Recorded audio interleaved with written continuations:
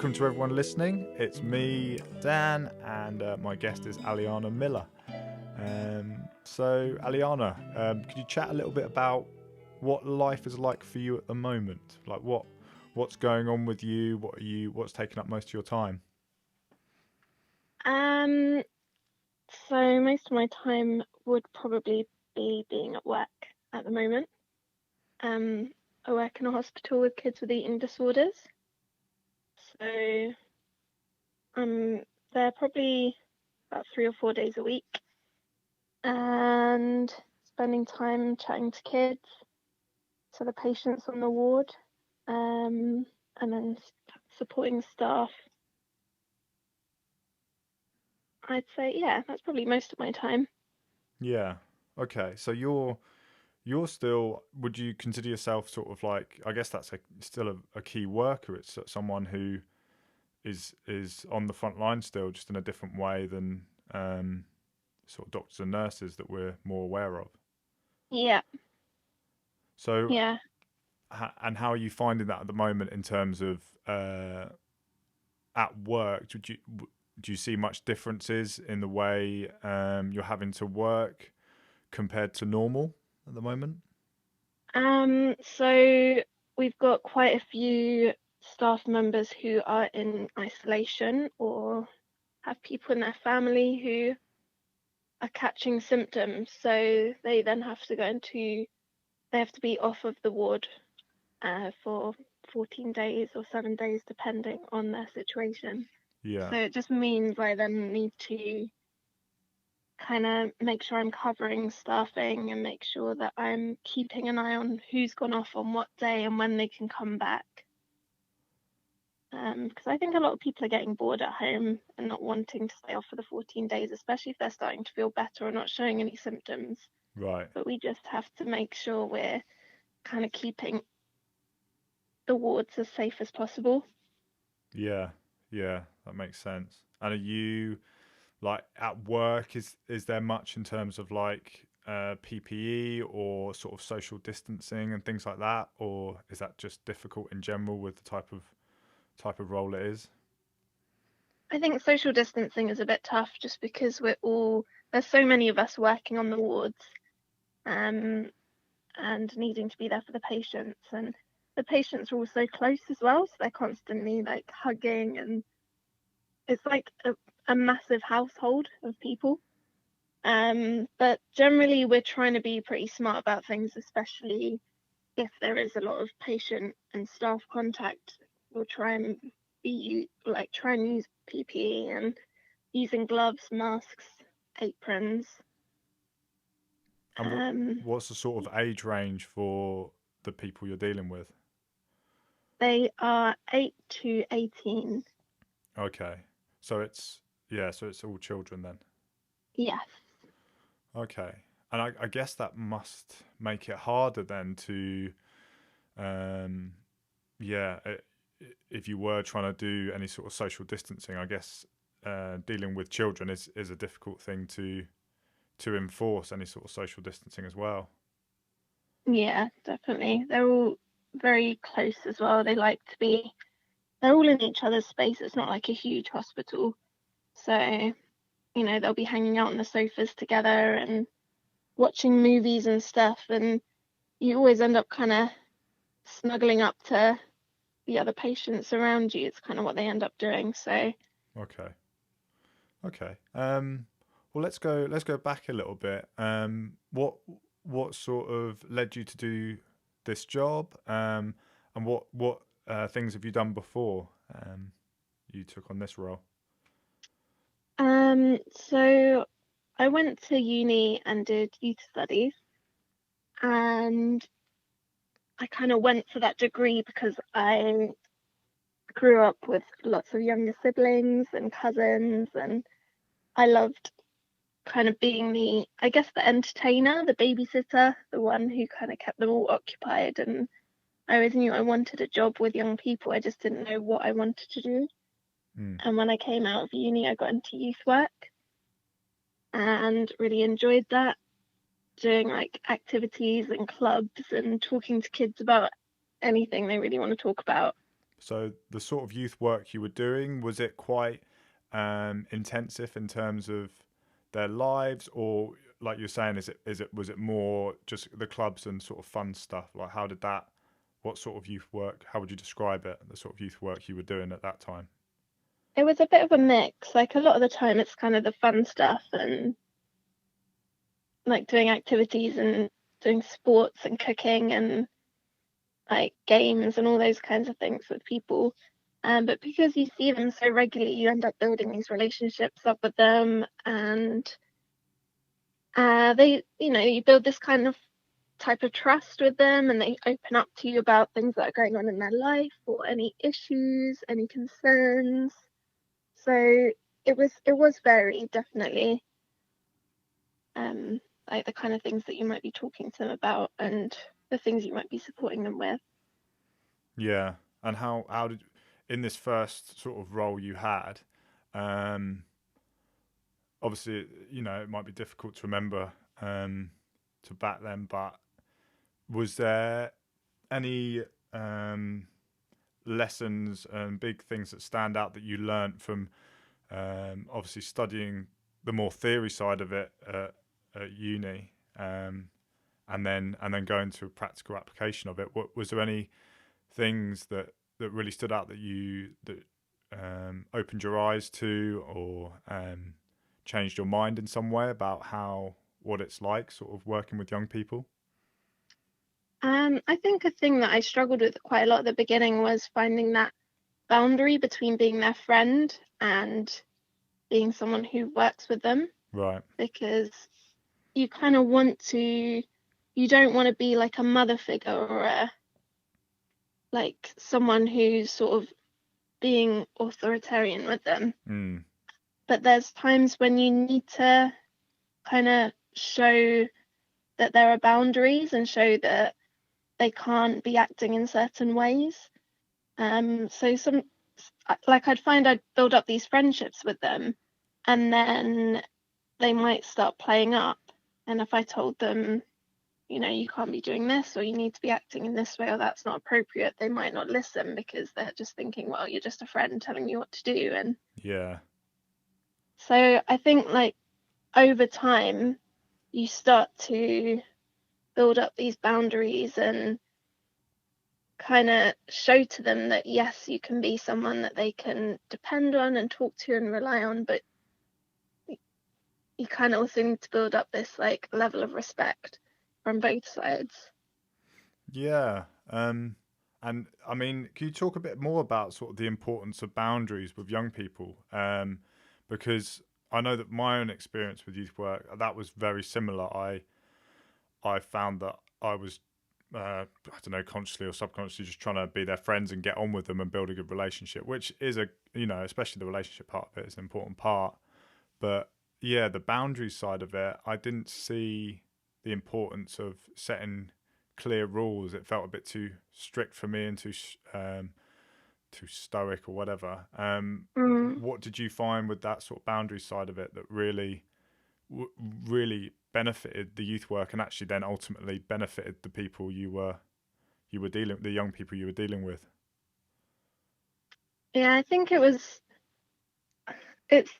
I guess there's just so many different examples and situations.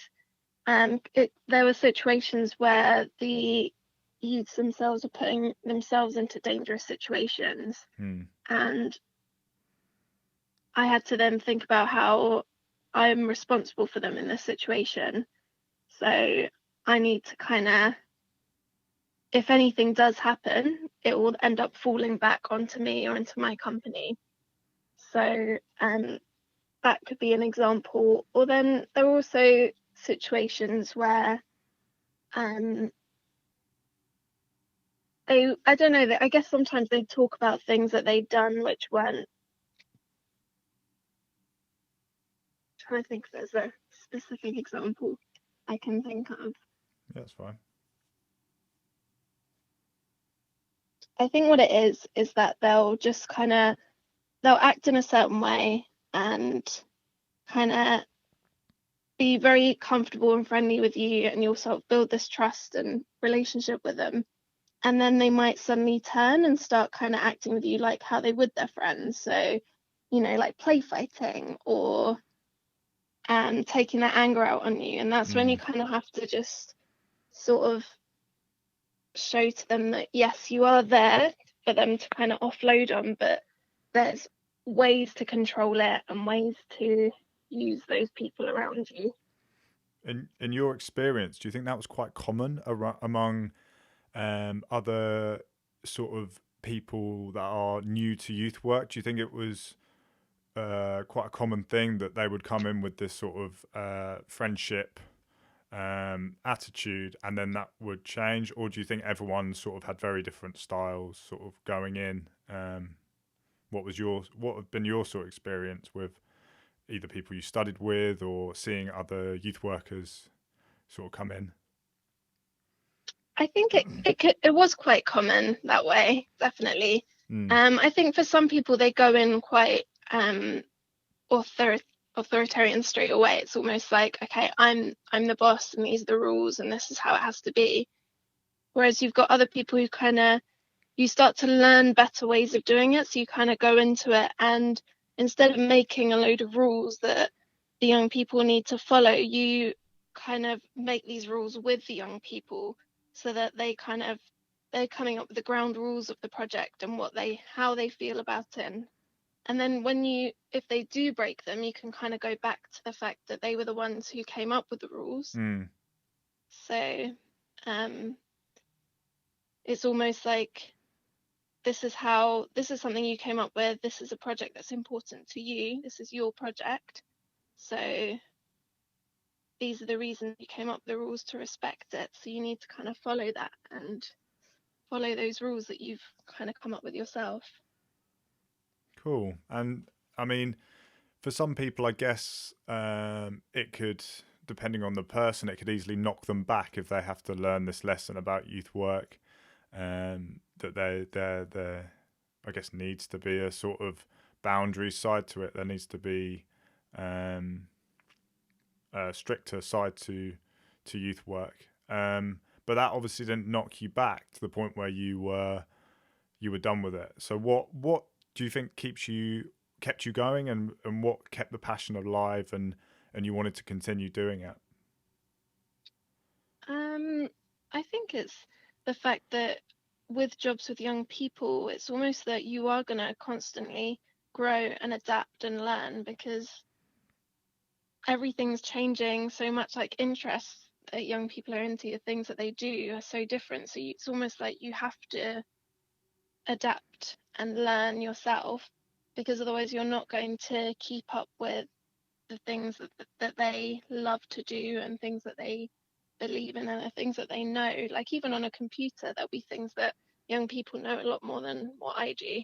Mm. Um, so I think it's keeping the passions, and I find like when I talk to young people, I kind of get an energy off of them, and Mm. it's almost that like I feel that excitement and drive and like wanting to make a difference to them and help them to grow and learn and follow their dreams.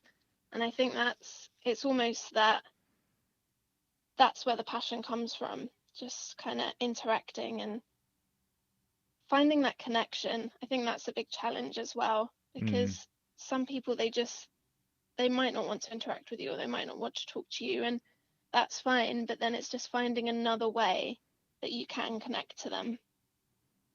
Yeah, yeah. And do you, like when you finished that um, job, or where did you sort of move from there? Was it straight into the one you're doing now, or did you do other stuff in between? So I got a job with a housing association. I was working with young people who were homeless. They were aged 16 to 24, and for whatever reason, they weren't living at home anymore. And the place that I worked at was a youth hostel where they could come and live for, I think it was 18 months. Okay. Yeah, and we just kind of taught them about independent living and respecting neighbors, and I guess like looking at what kind of things they were interested in, what they wanted to do. It might be looking at getting them a job or getting them back into education. So what did you find that was a lot of the reasons that these young people were homeless? I think a lot of the time it was family breakdown. Right, yeah. Um, it could be that the parents were divorced and the mother had a new partner. Maybe that partner didn't like that there was a teenage child living there. Um, it, but it was a variety of things. Sometimes it could be drugs. Sometimes a lot of it was mental health issues. Right. And I think as well, when you're going through your late teens, you're kind of going through lots of stages. You're changing a lot. You're finding different things that you're interested in. You're going through rebellious stages. Um, and it's almost that it could be that they were kicked out, or it could be that they just left of their own accord. They didn't want to live there anymore. So I guess that role would have been a lot more intense than the previous one. Yeah, Yeah, because I guess you're dealing a lot more head on with uh, these serious issues. yeah. Hmm. So did that change or did it uh, some way alter or change your perceptions on homelessness, or did you learn more about homelessness in general through doing that job? Yeah, I think it did change my views a little bit, because like when you see homeless people, you don't always think about what their story is and how they got there. But working with people who are homeless, um, you get to learn about them and find out what their story is and find out um what's gotten them to the stage that they're at in their life. So yeah, I think it made me want to interact with homeless people more on the streets, Hmm. like actually find out a bit more about them. How do you approach that? How do you sort of yeah? What's your personal way of talking to sort of homeless people on the street? Because I know some people they might be really scared of homeless people in general, or they might find it really difficult, and they don't want to give anything to them at all in terms of even their time, because they might it might be a combination of fear and disgust, and then there's other people who really want to interact and I just don't really know how. What do you usually do, or what have you found works best for you if you do feel that you want to interact with homeless people when you come across them? Um, I mean, I guess generally I find when people speak to me, I just try and be very open and friendly back. I Mm, mean, generally when homeless people speak to you, they're asking for money or something. mm, And I guess with most people, and myself included, you don't generally carry a lot of money around with you anymore. Um, but I know in the past I've kind of walked past people and then sort of gone back. It's okay. almost like they've stuck in my head, and I've just been like, no, I want to do something. Or I might pop into a shop and buy like a sandwich or a hot drink or something. Mm. I know once I offered someone a sandwich and he just looked at me like, no, I don't want that. I was just like, oh man. Gluten intolerant, maybe. Maybe that could have been it. Should have gone with the No, I'm a sushi. vegetarian. Yeah. So yeah, but then what was kind of nice is I ran into someone else a bit later, and I sort of timidly offered my sandwich, and he was just like, yeah, I'll take that. And you're just known as Sandwich Lady on that street now. That's like, oh man, it's the woman that brings sandwiches. Hide. It's not even the good M&S stuff. It's just the shop in the corner. The reduced stuff from Tesco's. And it's a difficult one, isn't it? I think there's this general unease with seeing homelessness, and I think on the whole, people really want to help and want to do something, but it's just this because it's such a complicated issue. Yeah. And then in the moment, it becomes. I know from my own experience, I've gone on a journey of sort of how I deal with seeing homeless people, because especially places like London and any sort of big cities, in most places in the world, there's going to be some form of homelessness, and you can't sit and chat to everyone. You can't buy everyone a sandwich. It's a very difficult thing to get your head around, and you can't even be empathetic to every person. Your day would be filled with trying to be empathetic to every homeless person you come across if you just walk down most of the main streets in London. So it's a really difficult thing, I think, for people to even get their head around. Yeah, definitely. I think with me, I felt like I changed my tack over the years. I was given money a lot, and then I came across more and more sort of homeless people that were asking for money and things like that, but also ones that were wanting me to buy them alcohol, and I felt that just for me personally, and I don't give money out to homeless directly anymore. Homeless people, or people I see on the street or sleeping rough. Like you said, I offered to buy them a sandwich, or get them any sort of food or whatever, or I just give to a homeless charity. I think if you sort of, again, this is just my perspective, if you collect all the money that you were going to give out to homeless people on the street directly, and save that up and then give it to a homeless charity, I feel like there's more chance of it being used to benefit them. Did you find sort of on that point, did you find that difficult with when you were working with young people that were homeless? Did you find the blame game difficult, and the sort of stigma attached to young people?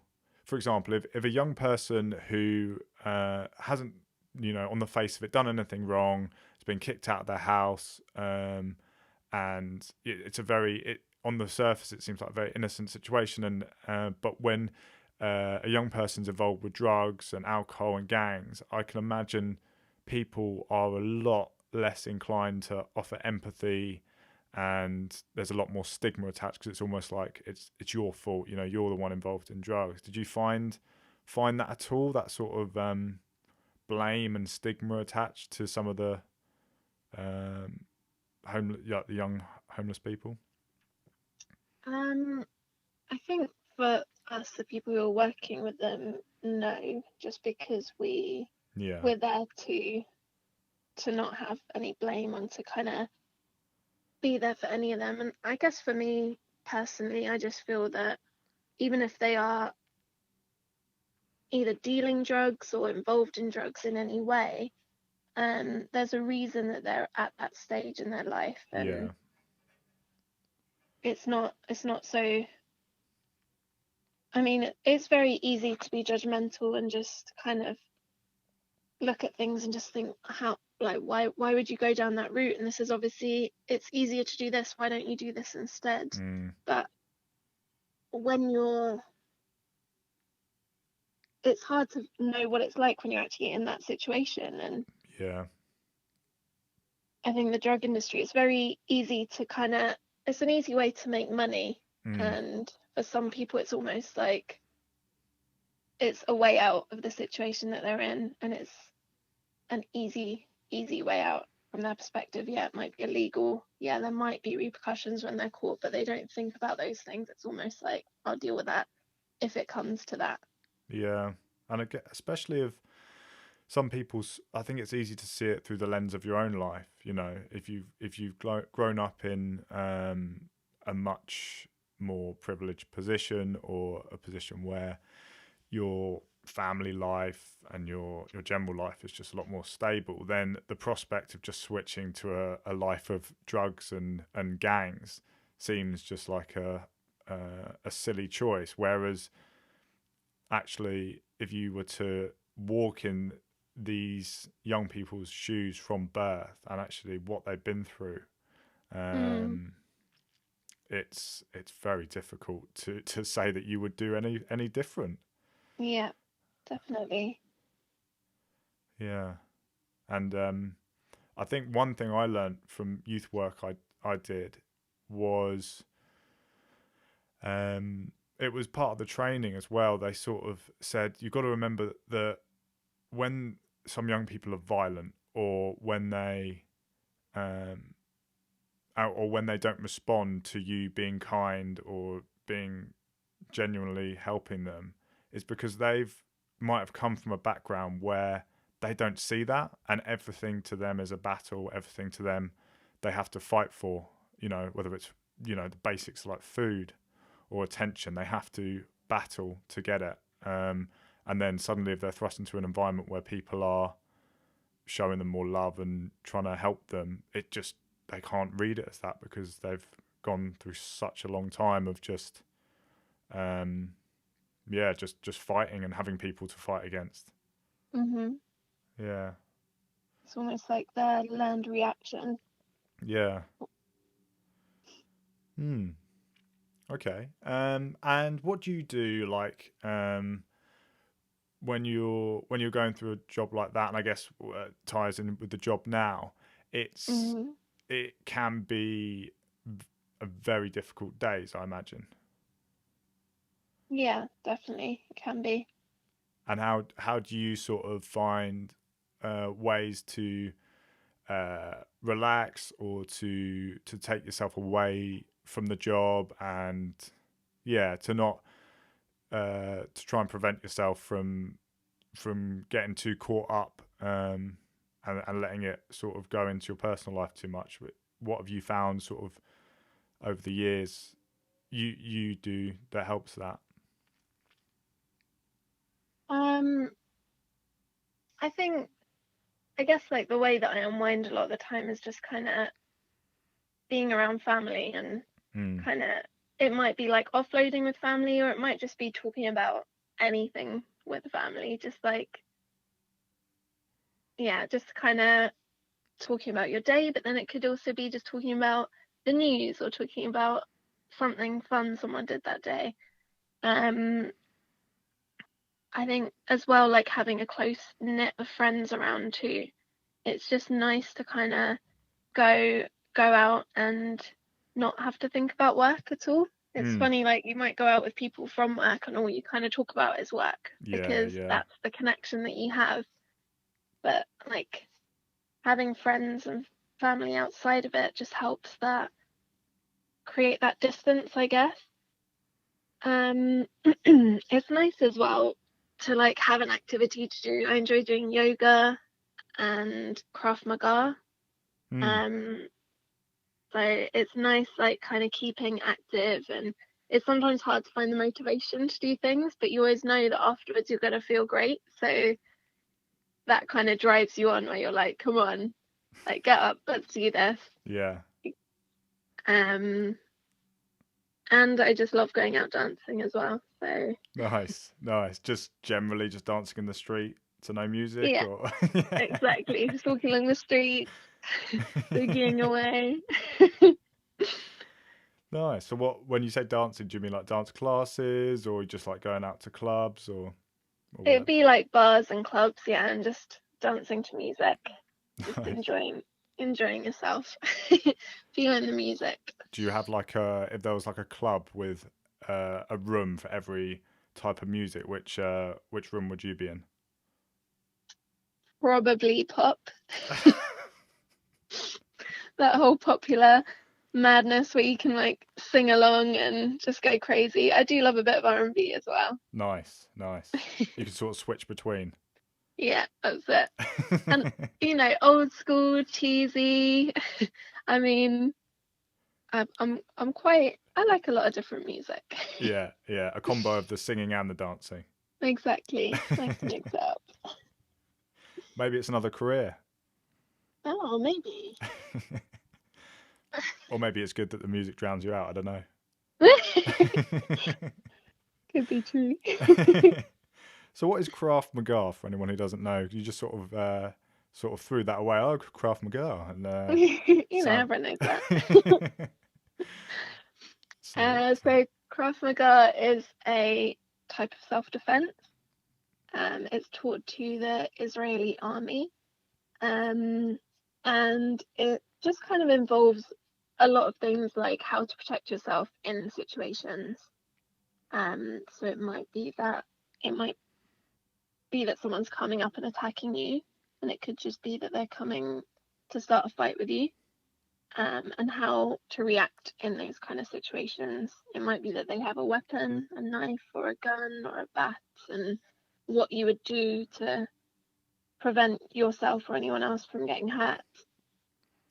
So now, I guess, do you feel a lot more, not that you didn't before, but do you feel more ready when you're out and about, or more sort of capable of defending yourself when you're out there singing your head off and dancing? Yeah, I guess I do. It brings like some type of security, I guess, when you're out and about and you might be in like a dark street or something. And I think luckily I've never had to use anything at all, but I think it just gives you that bit of confidence as well, I guess, when you're in certain situations. Yeah, and I guess some of the Krav Maga moves you could bring into your dancing as well. Of course. So like a quick kick here and a little like punch there and then a little defend and Well, to be honest, it is a problem when you're out dancing, like finding space in a crowded club. So I guess that is one method of just making your own little dance floor. I find that elbows work well as well. It's quite pointy. Dirty elbows to the ribs. Nice. Okay, so you sing and you dance, you kick people. Definitely variety. Yeah, I think sure. that's something I know about you in general, is you're probably one of the most, apart from the things you've mentioned, you seem to have a large variety of activities that you like to do. Every birthday that you have, or any birthdays you go to of any of your friends, seems to be always something different. Something crazy. Yeah.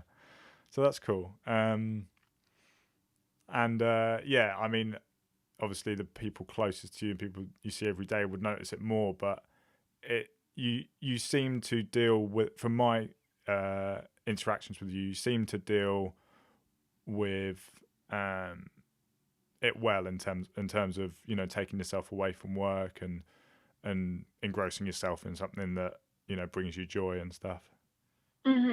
Yeah.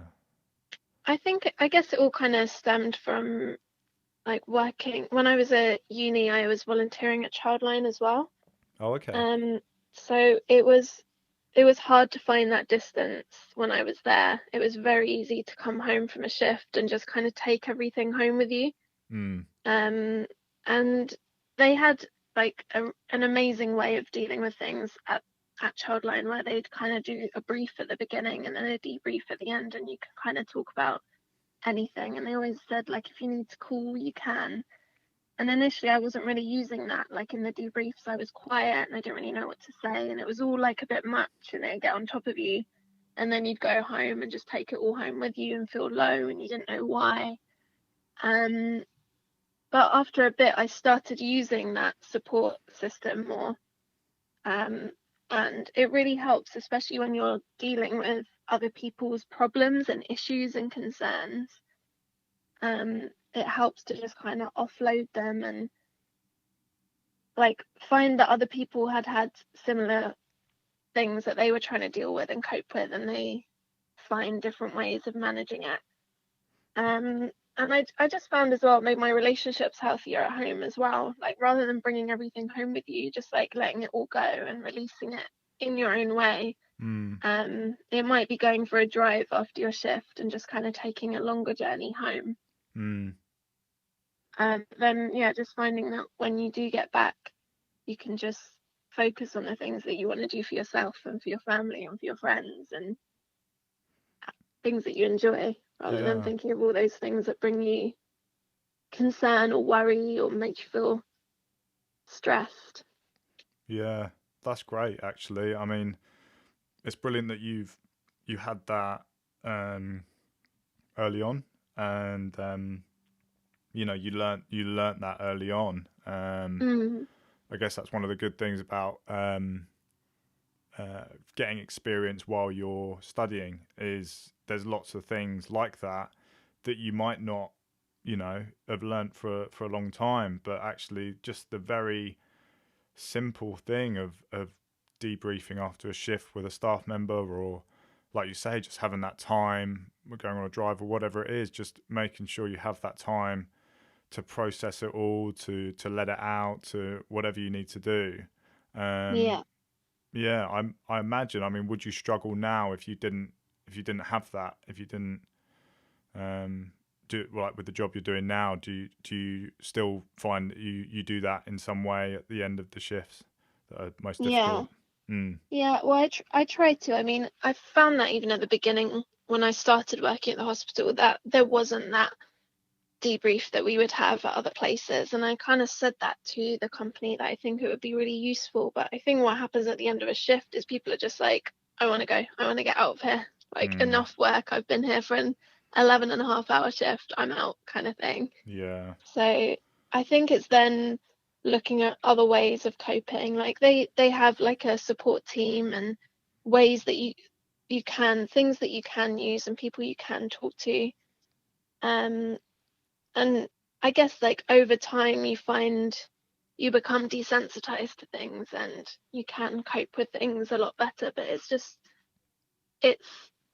having that grounding and that original way of dealing with things helped, definitely, because it made me recognize those feelings and made me think, okay, hold on, I need to do something for me for a minute. Yeah. So did you struggle at the start a little bit in terms of the way you had been doing things before, in terms of a debrief, and did you struggle Yeah, to find your definitely. feet? Right. Yeah. With Yeah. Okay. So I guess now, could we go on to a little bit about the job you're doing now? What's sort of like your day to day? What are the challenges, and what are the things you're generally doing with these young people that is it all anorexia patients that you're dealing with? Yeah, I mean, they've all got an eating disorder of some sort, and for most of them it is anorexia or bulimia. Oh, okay. Um, so initially my job there was working on the wards as a therapeutic care worker. So I would be with the patients every day, or every shift I was in. They have like quite a strict routine of what they do each day. They've got strict meal times, which are protected times when other staff shouldn't be kind of coming in and out of the dining room, and we don't really talk to their parents during those times because it's specific to supporting them with their eating and helping them to get through that time. So what is that you know why does that have to be so? I know it might seem like an obvious question, but why is that so strict, and why is it so, I guess, controlled, that eating time? So their issues are generally around eating and not wanting to eat. Right. So it's about keeping those times just focused on eating, and just, I mean, we can talk to them about other things, but the support is there to help them get through the meal, and it needs to be strict, because otherwise there'll be different rules for different people, and Mm. it's to show to them like, no, this is breakfast time, so this is the time that you need to eat your breakfast. Mm. And I guess you can kind of relate it to if they were back home as well, because they do have a strict timetable in regards to school. Mm.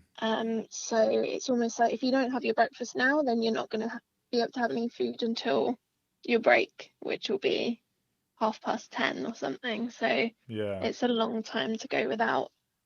And even when they become adults, they're gonna, most people have got some sort of routine. Even when you start work, you have to, you usually have breakfast before work, and then for some people there might be a set lunchtime where you can go out and Yeah. get some food, and then obviously you go back and have dinner in the evening. So I guess for a lot of people, a lot of adults, there is a semi strict time when they can eat throughout the day. Mhm. So I guess it is good just in general for them to have that. But obviously with these young people, it's a lot more important. So what would happen if you youth workers weren't in the room, if they were just freely there with the meals? What sort of things would be happening? Where do you as youth workers need to be jumping in? So it might be that they'll just sit there and not be doing anything at all if you went there. They'll just sit there, um, And just not eat, refusing basically. refusing to eat. I Yeah. mean, a lot of them might end up looking at each other, which can make the ones who are eating feel self-conscious. Right. Um, Is and that then quite a there's common just thing then? They don't like to be watched while they're eating. generally, yeah, Yeah. Yeah. because they feel like they're being judged. A lot of it is Right. to do with like how they feel about themselves, and they already feel bad that they're eating Right. and that they shouldn't be eating. So they And have then when someone's looking at them, it's like, oh, well, now they're judging me as well as I'm judging myself. so they almost have like a physical reaction to eating, almost like the opposite, I guess of what's natural. Um, Mm, they they actually, yeah, the act of eating for them is really repulsive, or they just don't enjoy it at all. yeah. And so that's just, well, a lot of it's down to self-consciousness, is it, and body image, or Yeah, a lot of it can be to do with that, and not wanting to get fat. Um, some it can come from in the past when people have said things to them, like called them fat or said that they need to lose weight. Some it might just be that they don't have control of something in their life, and something that they can control quite easily is what they're putting into their body. mm, So, that's an interesting one. mm, I guess this whole idea of control. Um, yeah, so they feel that by not eating, then, or yeah, not eating, they can really have that control over their bodies and how they look and how they feel. mhm. Right. Okay. Um, so what else would they do? I guess apart from just not eating, what other behaviours do they sort of show? So they might be splitting the food, so separating. If they've got a burger, for example, they might kind of open it all up and just try and eat everything separate, or breaking things really small. So if they've got like a Freddo bar, they'll like break all little pieces off of it rather, so it makes it almost as though it's easier to manage in their eyes because it's such tiny pieces. Is And that then something that you try to prevent, or is that yeah, so that's kind of a rule that we have, that they can't be separating their food, they can't be splitting things up, cutting things unnecessarily. so? What's the reason for that? It's an anorexic behavior that they're showing. Right. So, um, I guess you just kind of relate it a bit to how someone would normally eat something. So you can, it's hard to say normal, but Yeah. like, for example, if there's a sandwich, you'd cut it in half and give it to them, you know, you've got two halves to eat kind of thing. Mm. But then if they start kind of pulling the sandwich apart, that's when you need to tell them no, they can't be doing that. And that it all needs to be eaten together. Yeah. It's to do with control. I think as well it can be to do with they feel they can manage it better if it's separated, or it might as well be that they want to eat each thing separate, so they want the bread separate from the filling of the sandwich. Mm.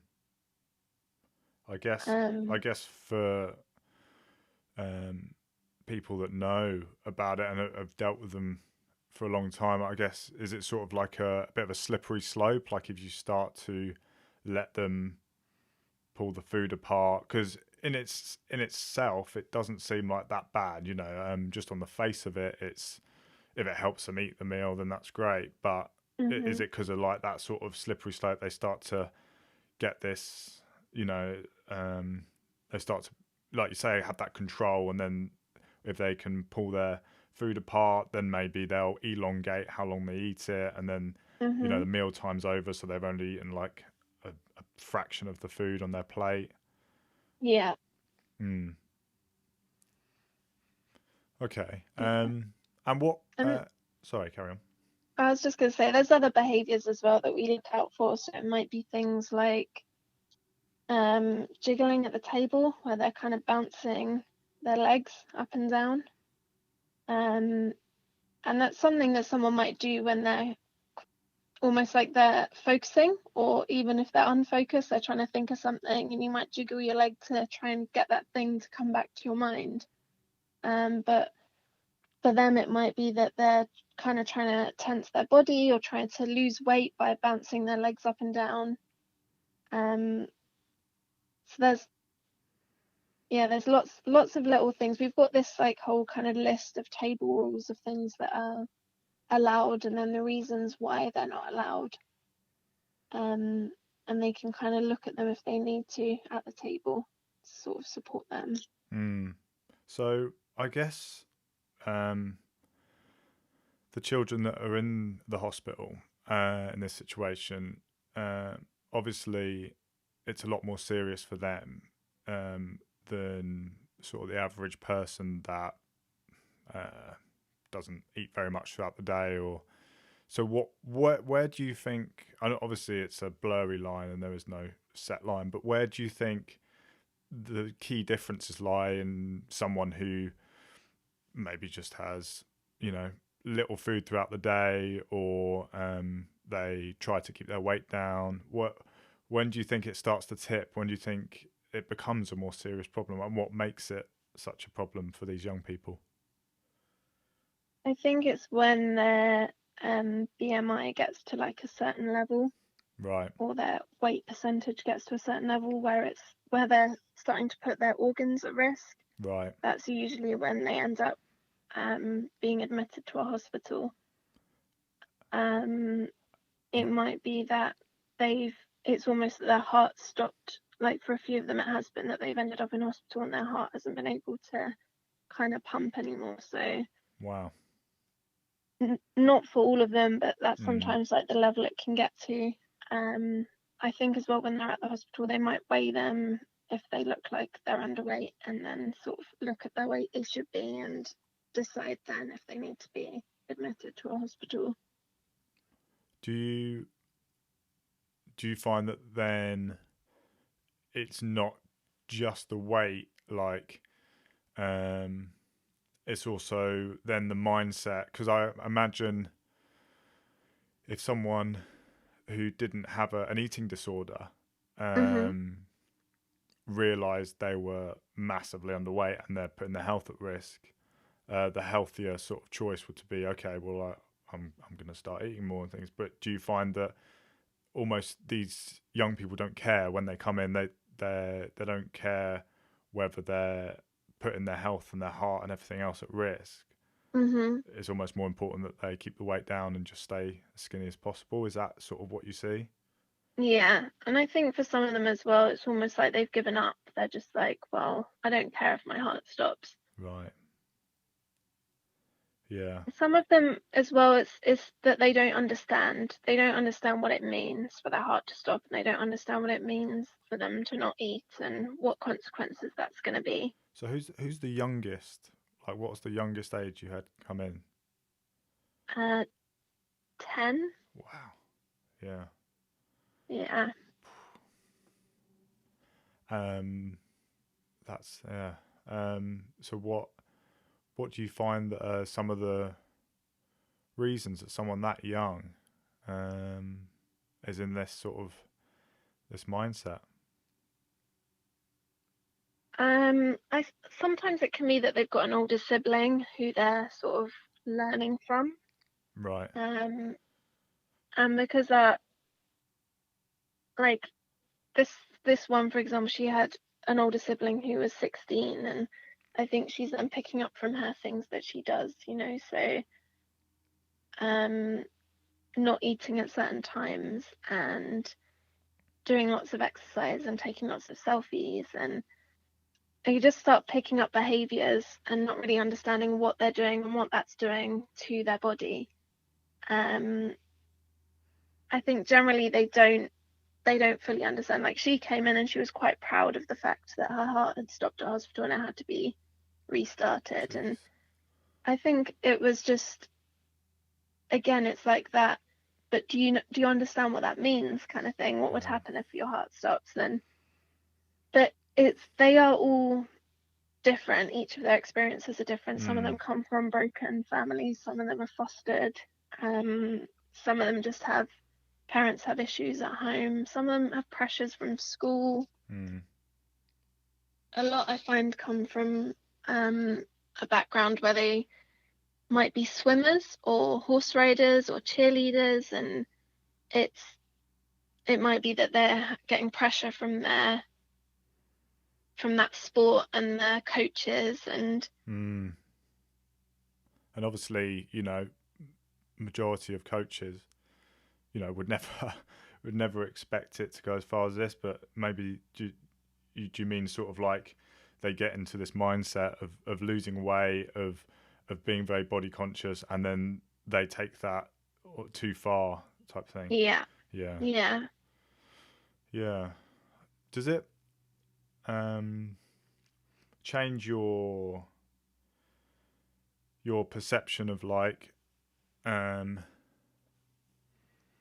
some of the stuff we see in the media, in terms of, or just in, social media, otherwise, whatever, where there's Snapchat filters which make people thinner, um, Mhm. this sort of uh, plethora of models, male and female, who have this idealized body shape, and for some people, I guess, an unattainable body shape. Um, has this sort of um, changed the way you look at that sort of media content and the way people are putting themselves out there? Yeah, I mean it's nice seeing some things where like Dove adverts, for example, where they have women of all different shapes and sizes in their adverts. Mm.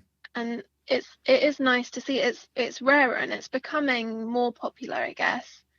Um, but it is a shame that there is so so much focus on looking a certain way and making yourself look different to how you do look. Like, there were talks of young girls going into plastic surgeons taking a photo of themselves that they've taken through Snapchat and saying, I want to look like this. And it's almost like it's not a real look. It's Mm. like your cheekbones have been forced out and it's not natural at all.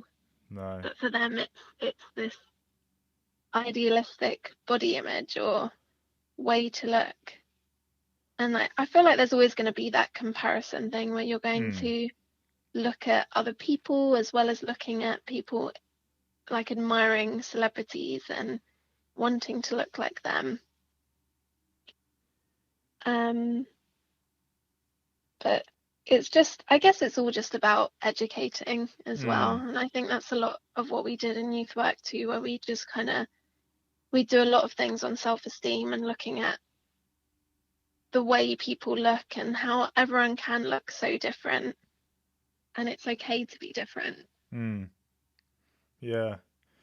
Yeah, no, it's a good point. And even though there's a lot to be concerned about, and there's a lot of sort of changes that probably need to be made in the way that sort of this idealized image is represented, but in the end, if someone is inclined to um, drastically change their body and basically not care about the health and the sake of body image, you can't. It's as much as you change what's in social media and stuff. Some people will just want to do that anyway. Mhm. There'll always be skinny people out there to want to be like. Yeah. So it's yeah.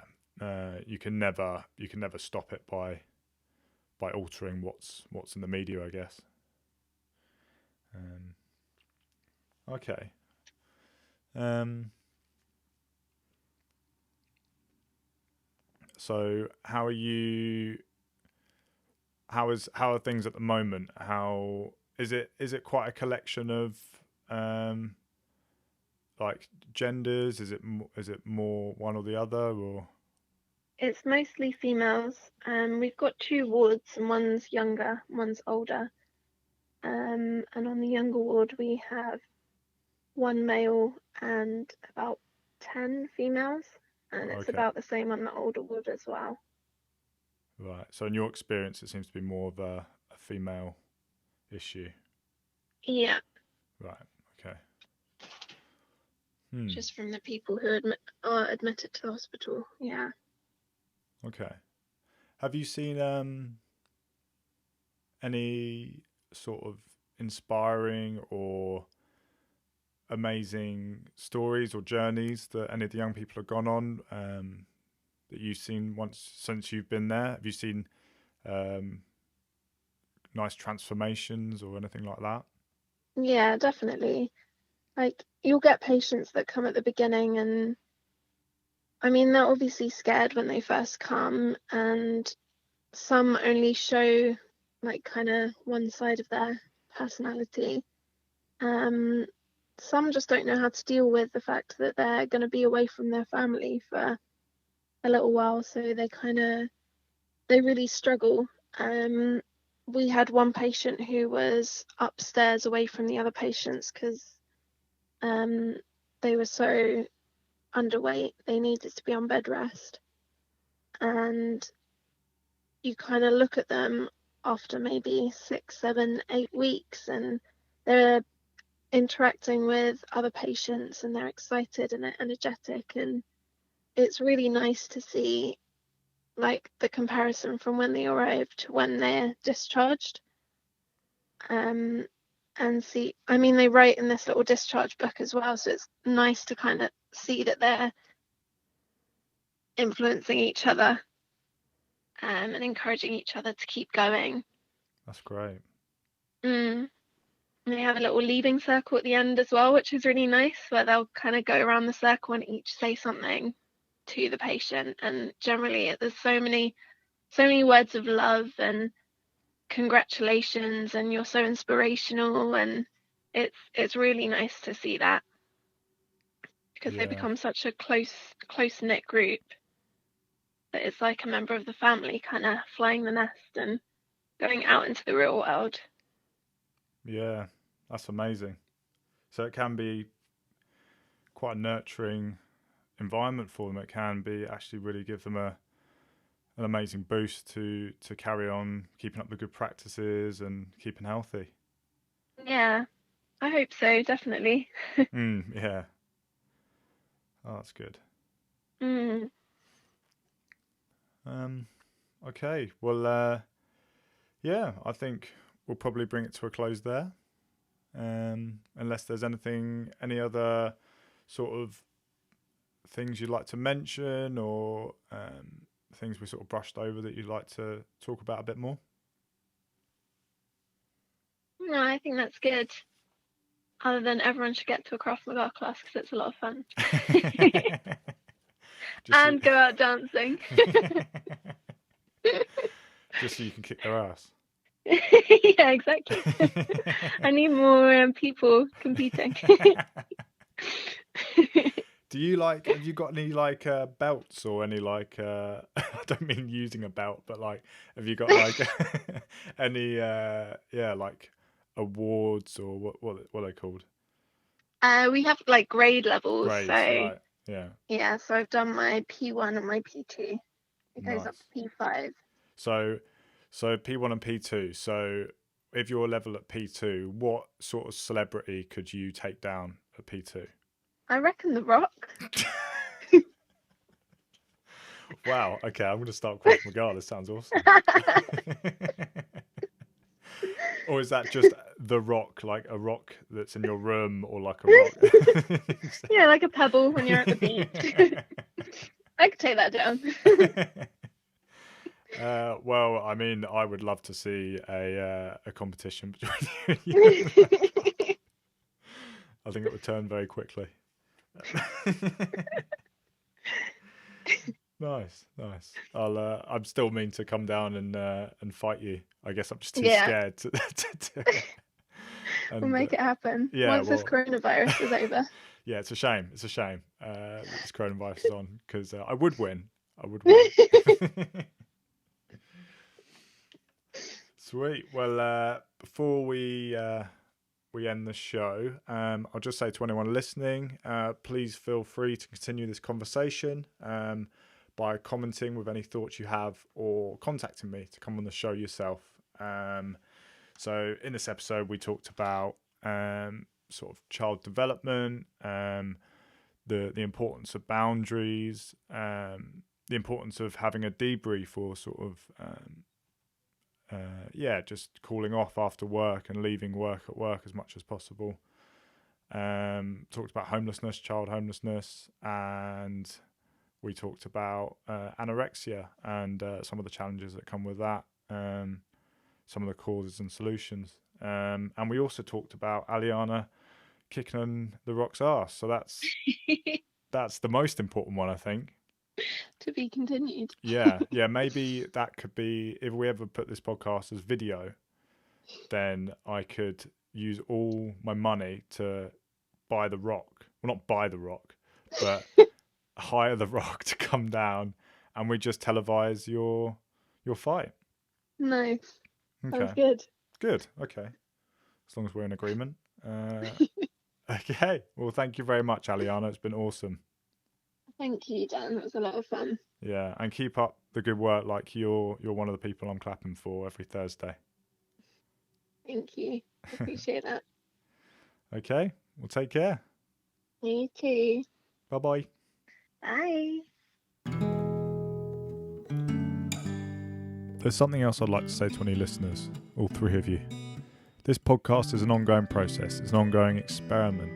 I'm trying things out and seeing what works and what doesn't. And so any feedback on this or other episodes will be really appreciated. I don't want this podcast to just be for my own enjoyment. The goal is for it to benefit people in some way. And constructive feedback is the best way to know if this goal is being achieved.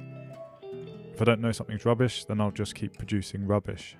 If I don't know something's good, then I'll just stop producing anything good. And also, if you think of anyone that you know that would be a good guest for me to chat to, then please let me know. I would love the opportunity to speak to a wide range of people about an even wider range of subjects. Thank you for taking the time to listen, and I hope you continue the conversation. Bye for now.